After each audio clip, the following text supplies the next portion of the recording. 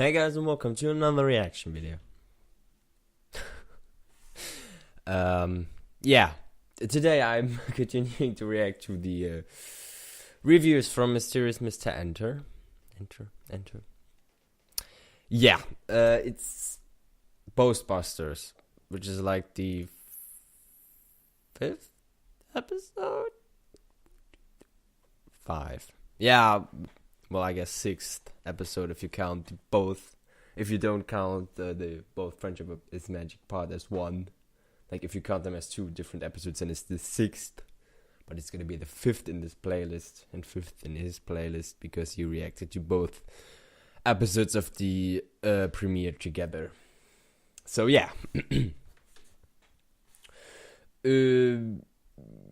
Ghostbusters. Trixie. Well, didn't like her. I mean, yeah, she was kind of a dick, so I guess I do usually count her as a villain. Well, I guess now not anymore, but I used to count her as a villain, but not because of this episode. And this, she was merely the antagonist. But because of her second appearance, obviously. Because, I mean, the Ursa wasn't her fault. That were Snips and Snails' fault. She was just the asshole. I guess you could call her, well, not really the bad guy. No, not really. Yeah, I mean, what can I say? The episode, yeah, I guess I liked it. But I don't really know what I could say to it. That's because I'm not a reviewer. Because I would really not know what to say. But, I mean, let's just see what he has to say for it. To it. Whatever. Checking the lights. Because in I think in the last video that I made, I forgot to turn on the big light on the ceiling. Yeah. 3, 2, 1, click. The lighting in this room is bad anyways. Oops. Let's just get this over with. This episode starts out with Twilight practicing her magic in a joke that falls flat on its face. Not like it. Spike and Twilight then decide to go on a stroll throughout the town, with Spike complimenting Twilight on her magical abilities. We learn that unicorns are only supposed to have a little bit of magic pertaining to their special talents. But Twilight's special talent is magic, because she is special. Introducing Scrappy's 3 and 4, Snips and Snails. They're bragging about a new unicorn in town, and she's putting on a magic show in the town square. This happens to be the great and powerful Trixie. She starts embellishing her talents, putting on a show. But Applejack, Rarity, and Rainbow don't take too kindly to it. They seem surprised that Trixie is showing off her talents, almost like it's a show. Speaking of which, how would Trixie's magic show ever be impressive in a world where magic is common?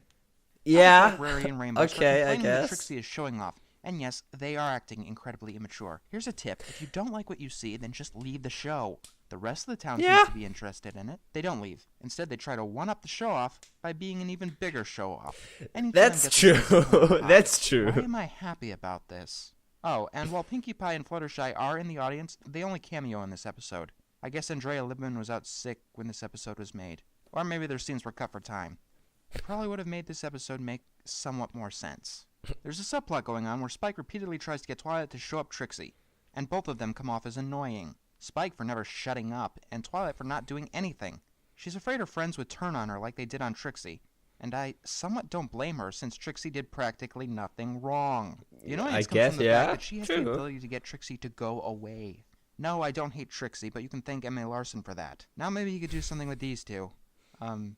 That's something, I guess. As for this episode, they wait over Trixie hand and hoof. We learned earlier that Trixie banished an Ursa Major, so they start fawning over her. Enter Spike, who doesn't believe a word that Trixie said. He tells Tweedledee and Tweedledum that they shouldn't either, unless they actually see it with their own eyes. You see where this is going. They go into the Everfree Forest in the middle of the night because their parents want them dead like the rest of us. And they find it's an Ursa Major. To be fair, that is a pretty cool design. It chases them back into town. Have I told you how annoying their voices are? Tweedledee and Tweedledum wake up Trixie to have her vanquish the Ursa. This is why I don't hate Trixie. She actually tries to undo the mess that these two idiots made.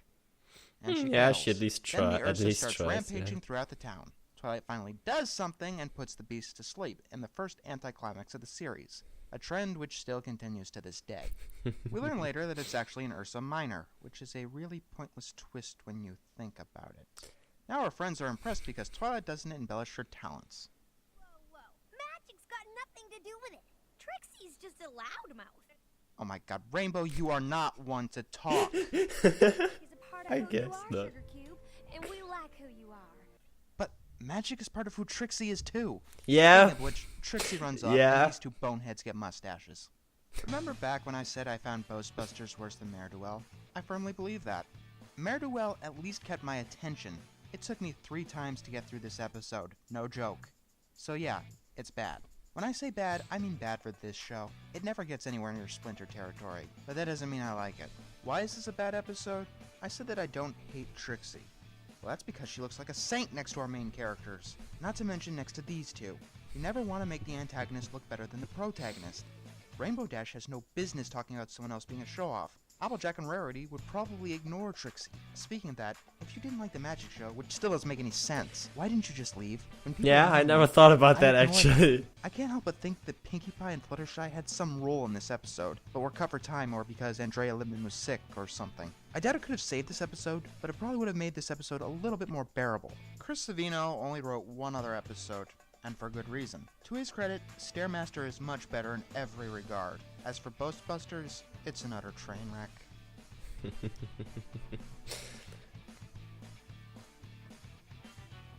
Is it just me or is this video I have really a very low quiet? tolerance level for stupid bullshit. Nice. Yeah. Well, he apparently does not like the episode at all. He brought us.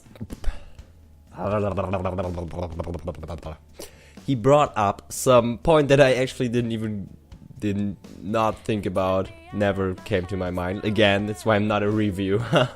I would suck at reviewing. I really think so. Yeah, I can definitely see that. And now I definitely can see why he does not like the episode.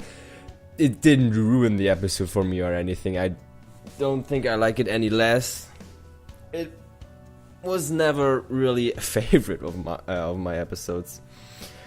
But I think I like. I don't dislike Trixie in this episode as much anymore. I don't dislike Trixie in general anymore. I think what was the episode called? Whatever. Now recently in season 6, somewhat recently in season 6, she got. I don't want to say reform because. No, but I'm. Let's see what they're doing with Trixie from now on, and then I'll judge. I don't dislike her. I don't like her either. I'm kind of neutral about her now. Yeah.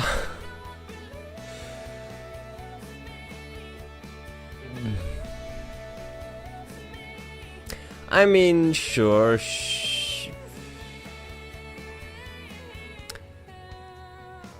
Now I forgot what I wanted to say. Whatever. I think I liked the episode about as much as I did before. Not great, not incredibly bad either, in my opinion. He apparently really does not like it. For me, it's just a somewhat okay episode. But I can definitely see all his points, and I can definitely see why he or other people would dislike this episode now. I'm really interested in what he's gonna say to Ne'er-Do-Well now. I think I've known some other guy on YouTube, I don't know who it is, who also didn't like the Mysterious or the Ne'er-Do-Well episode. So yeah. That's just, I mean, I don't really know what else to say. He made a good video. Probably should say something to that too. Like I said, all of his points I can really agree on, but I think they make sense. I can totally see he's made a good job in explaining. I'm just gonna say explaining why he does not like it. I don't know if he is. couldn't say, had nothing to say, nothing positive to say about the episode at all, or if he just didn't want to or forgot to, I mean, but, or if I just forgot that he said something positive about it, but yeah, that might be the only thing. Like, always say something positive, at least one thing, if you can. Yeah, I really don't. I think you can already tell I really don't know what I could say to this. But I think this episode is long enough, so I'll just end it right here. And say I hope you like this little commentary. And I hope to see you next time. Bye.